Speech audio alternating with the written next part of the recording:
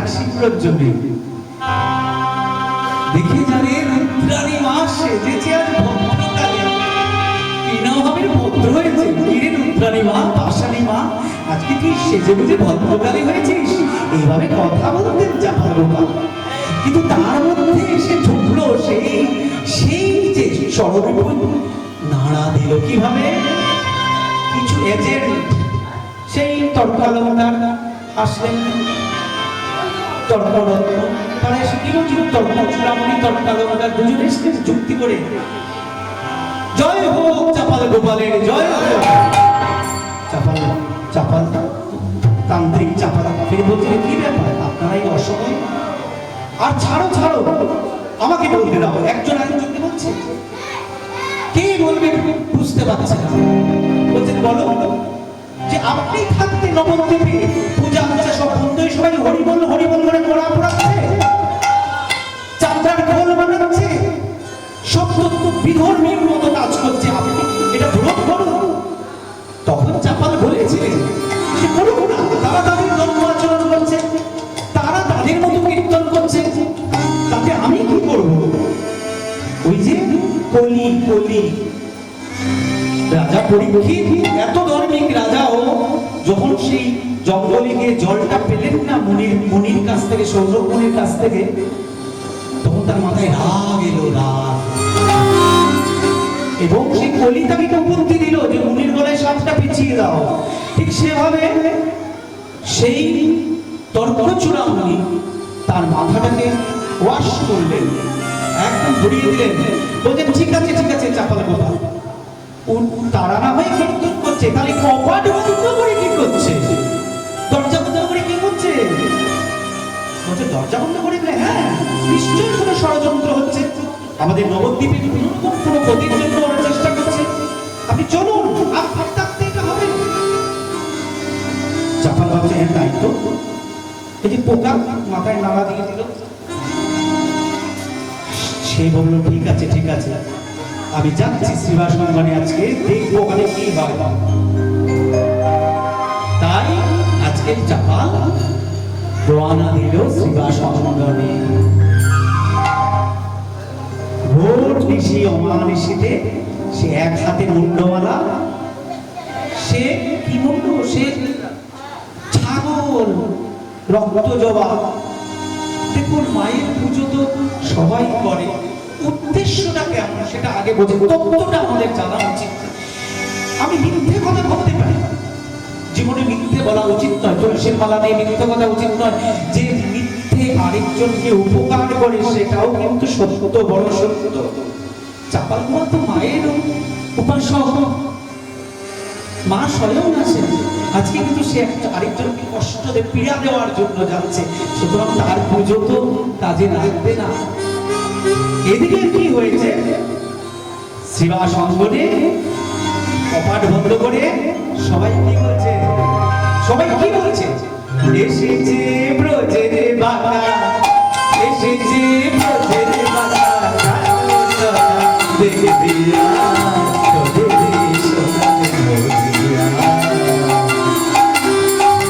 এসেছে ব্রজের বালা, এসেছে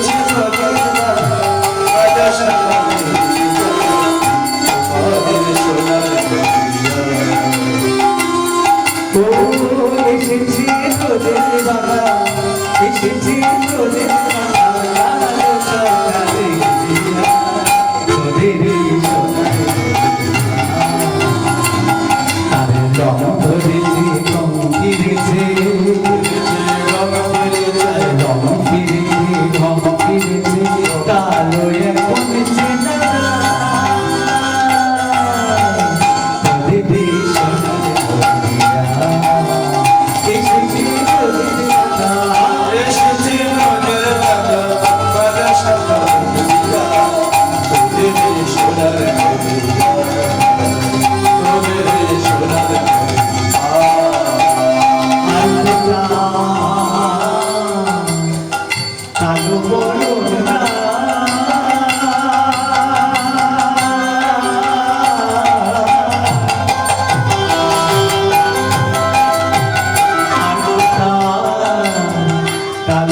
করুণা এখন নাই রঙে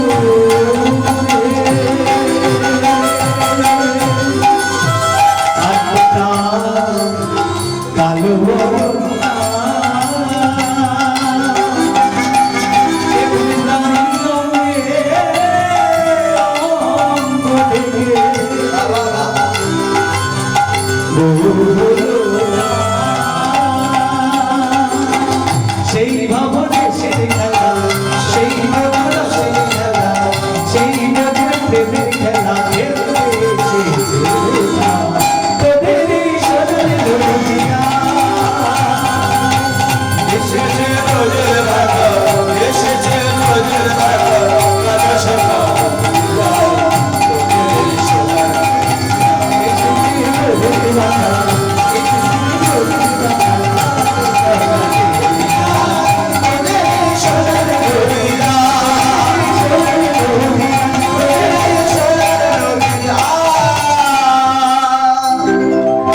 মানে একটা ছোকরা ছেলে পাড়া নিমাই তাকে বলছে ব্রজের বাঘা কৃষ্ণ আর বলছে কি সেখানে ছিল কি বঙ্গ মুরারি ছিল এরকম সে ছিল নদীচূড়া কালো এখানে সে হয়েছে সোজা এই যে হাত তুলে দাঁড়িয়ে আছে আর বড় বড় জ্ঞান দেয় লোককে নিমাই পণ্ডিত তাকে সবাই মিলে ভগবান বানিয়েছে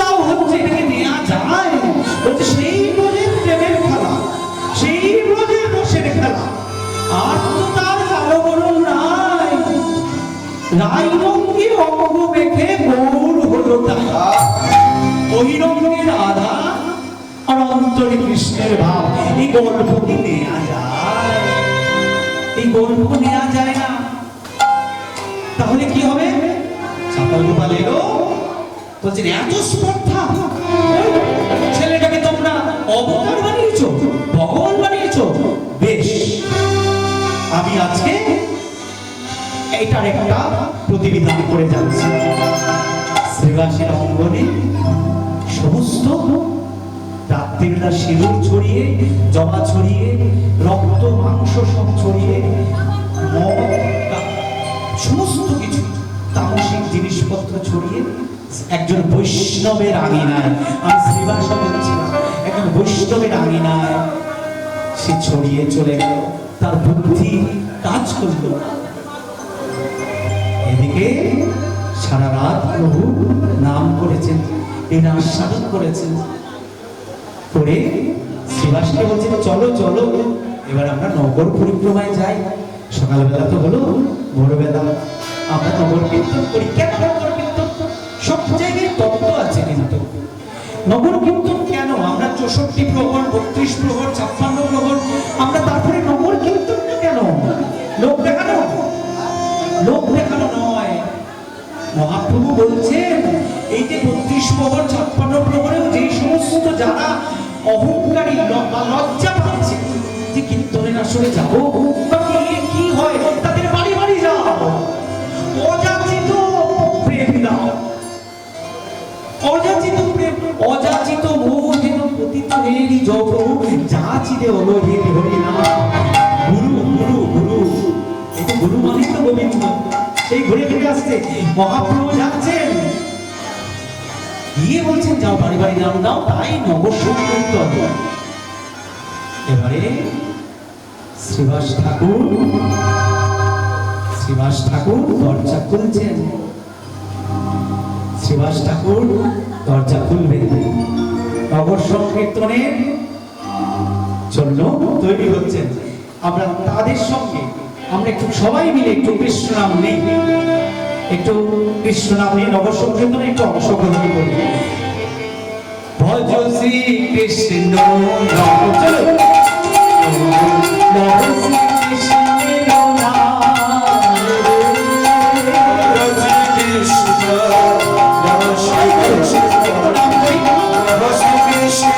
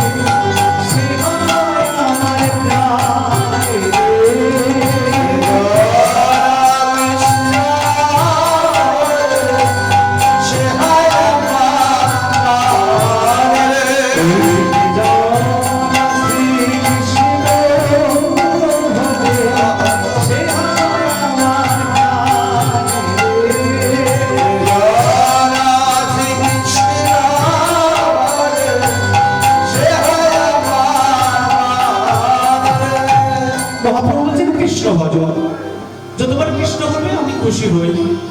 সবাই বলছে তুমি তো আমাদের রাই কিশোরী এবং গোবিন্দ একসাথে, আমরা কৃষ্ণ কৃষ্ণ বুঝি না, আমরা তো তোমাকেই বুঝি প্রভু। রাই বলছে আমরা কৃষ্ণ বলবো না, আমরা গৌরাঙ্গ বলবো। ভজ গৌরাঙ্গ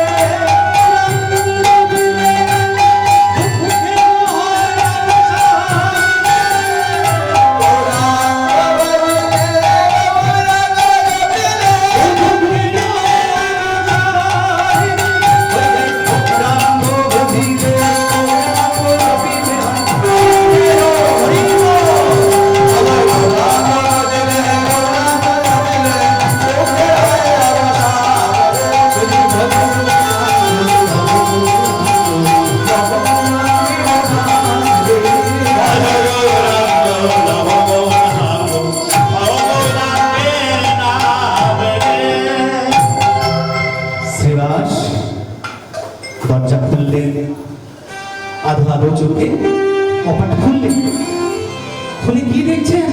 আটকে উঠলেন।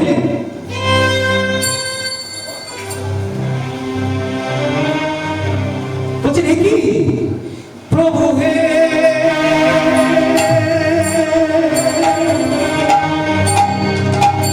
আটকে উঠলেন শ্রীবাস। আমার মনে কে করে গেল এই কাজ? আজ আমি কি করবো? প্রভু রয়েছেন ভেতরে, প্রভু যদি জানতে পারে প্রভু তো ব্যথা পাবে, প্রভুকে আমি কি করে বলবো, কি করবো তার জন্য? তিনি শিক্ষিত কপালটা বাইরে এসে বন্ধ করলেন। ভেতরে উনি কষ্ট পাচ্ছেন যে প্রভু যেখানে রয়েছে তার বাইরে এই কাজ কে করে গেল? একজন বৈষ্ণবের আঙিনা আজকে দূষিত, তামসিক জিনিসে দূষিত।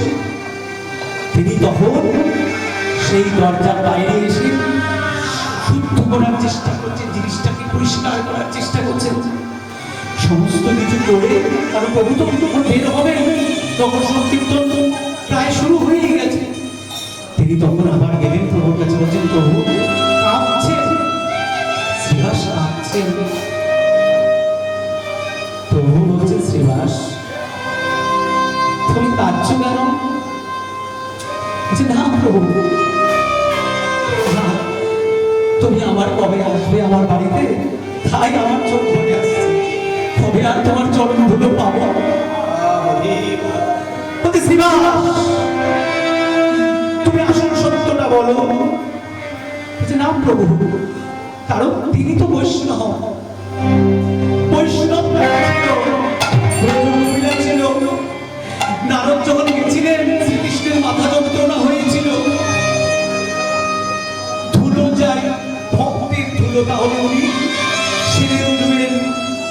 নারদ নিজেকে বড় ভক্ত মনে করতেন, নারদও ধুলো দিলেন না, ব্রজগোপীরা ধুলোটা দিল, দিয়ে কি বলছে এই না আনো আনো আমাদের ধুলো নিয়ে যাও। বলছে তোমাদের ভয় করে না?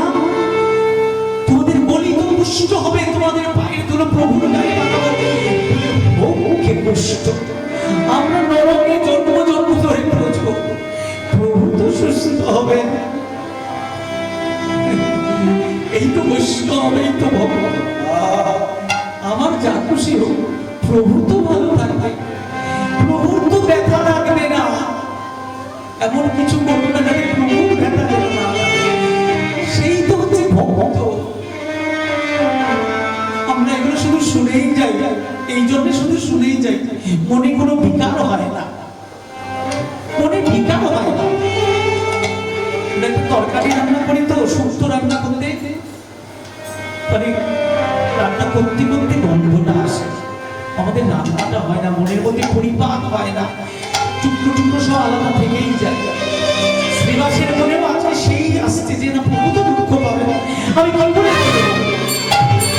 বলছে শ্রীবাস সত্যি কথা বলো। বলছে না প্রভু।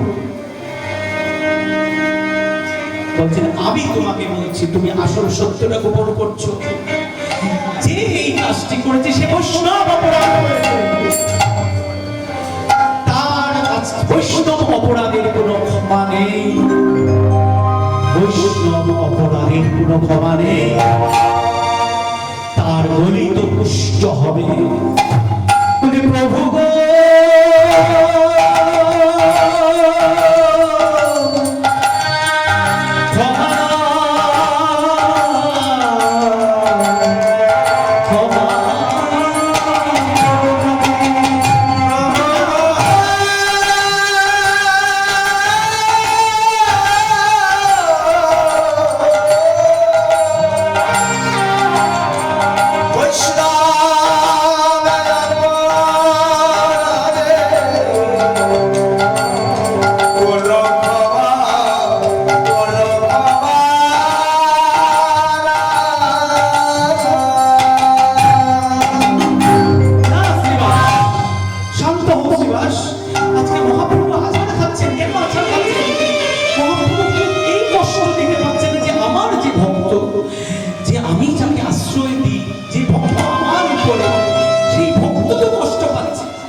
আজ মহাপ্রভু কোনোভাবে ক্ষমা করছেন না।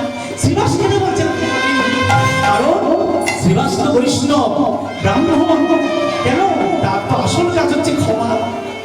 একজন ব্রাহ্মণ বৈষ্ণবের আসল কাজ হবে ক্ষমা। ক্ষমা কজন করতে পারে গো? সুতরাং মহাপ্রভু কিন্তু ক্ষমা করলেন না। 3 দিন বহি সেই রক্তরা সহস্র পিতা কাটে তার সর্বাঙ্গে বহে, নিরন্তর সর্বাঙ্গে গলিত পুষ্ট হয়ে গেল। 3 দিনের মধ্যে হচ্ছে কি তিনি মায়ের সামনে বসে আছেন, তিনি তো মায়ের আরাধনা করেন, কাজটা তো করে চলে এসছেন। এবারে কি হবে?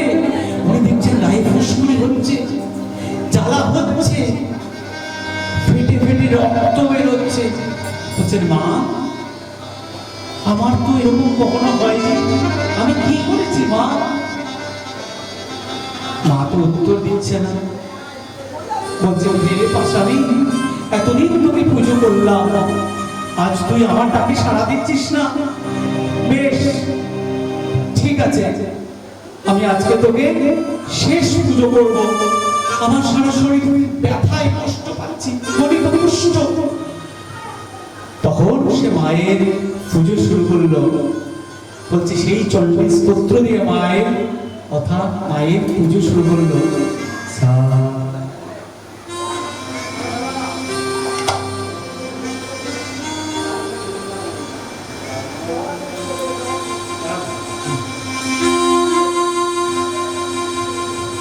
আমি চণ্ডী স্তোত্রটা দিচ্ছি।